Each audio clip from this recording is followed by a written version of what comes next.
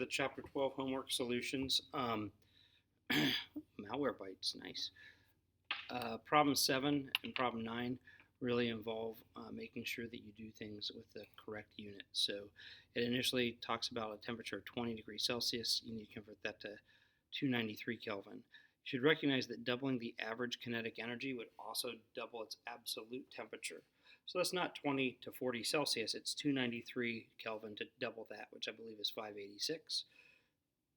And then we can convert that back again to Celsius if we need to. So it's 313 Celsius.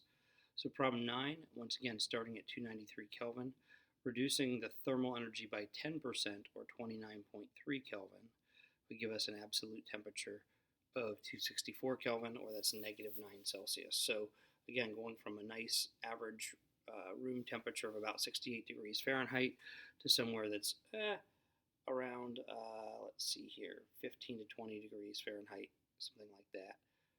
Pretty big difference in terms of how it feels, but not a difference in terms of the temperature. So for problem 14, I'm looking at the idea of pressure is force over area. So force is equal to pressure times area. So I rearrange that. I get that the area by using pi r squared, converting to standard units, which is meters squared, and then the pressure, which was given as 45,000 pascals, multiplied by that area. So about 2.5 newtons of outward force. So I'm not concerned about the fact that there's atmospheric pressure on one side or the other. It's really the net force I'm thinking about.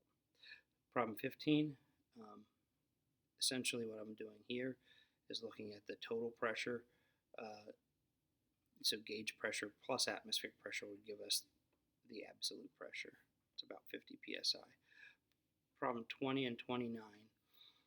I think 29 had to split across 2 pages. So for problem 20, this is the idea again. We're looking at atmospheric pressure and gauge pressure. So inside it said there were 6 atmospheres. Outside it's just 1 atmosphere. This is for a champagne bottle. So ended up getting the cross-sectional area of the cork, which is really small, 2.54 times 10 to the negative 4th square meters. The mass was given. So the force is the net pressure times the area. So the force was a lot of newtons, around 128 newtons, divided by a tiny mass. And that gives us a ridiculous initial acceleration. It decreases very quickly, but still, champagne cork could hurt. You do not point that at people. 29, so I probably should have put this all on the next page. It gave us the number of moles, but it gave us everything else in weird units. So I converted volume to cubic meters. That's 5 times 10 to the negative 5th cubic meters. I recognize I'm going to have to use the absolute, or the ideal gas law, but it said it was an isobaric process, so pressure, number of moles, and the gas constant are constant. So the initial temperature was 20 Celsius, that's 293 Kelvin. Final temperature, 573 Kelvin. So if I want to get the initial pressure absolutely, I put all those numbers in standard units, and that was 4.87 times 10 to the 6 pascals.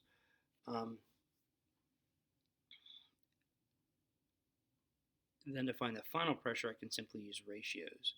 So I did an example of this in class. Basically, P initial times the volume initial is equal to nRT.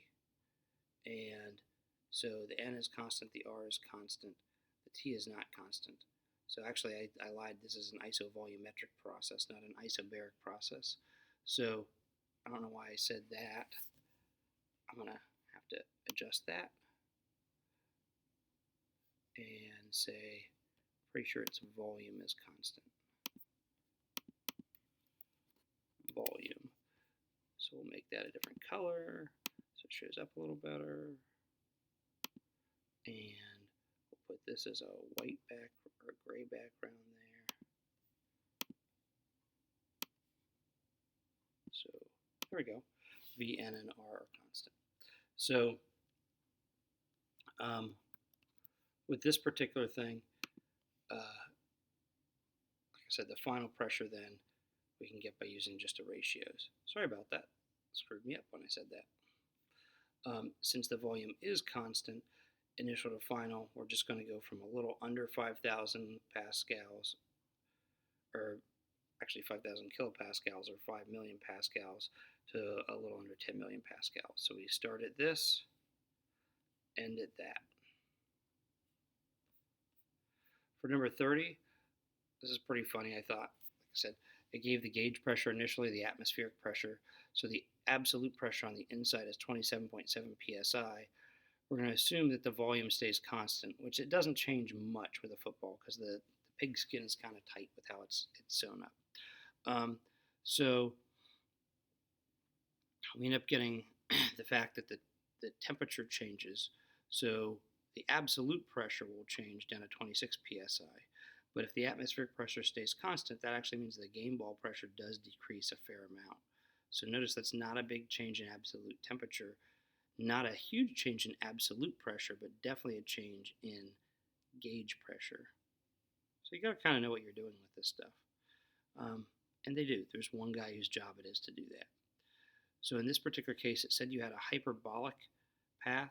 That tells you the process is isothermal. So since PV equals nRT and it's isothermal, we can think about the fact that the nRTs are constant. So the initial pressure times the initial volume should equal the final pressure times the final volume. So we're given these two. We're given the final atmospheric pressure, so we can figure out the final volume. Notice the units do not need to be in standard units in this case. The last three, this is an isobaric process. It's where it's decreasing in volume. So we can use ratios. Again, here pressure is fixed. So in order to find the actual temperatures, we're going to need to convert to Kelvin. We did not need to necessarily convert to the correct or the standard units for volume because they're still proportionally correct. If you use Celsius or Fahrenheit for temperatures, they're not proportionally correct. So that's why it's important to always be in Kelvin. So end up doing that sort of ratio there. Get a final temperature of 391 Kelvin or 118 Celsius. So now we do have to plug in correct numbers to get the number of moles. So I've got the initial temperature, the volume.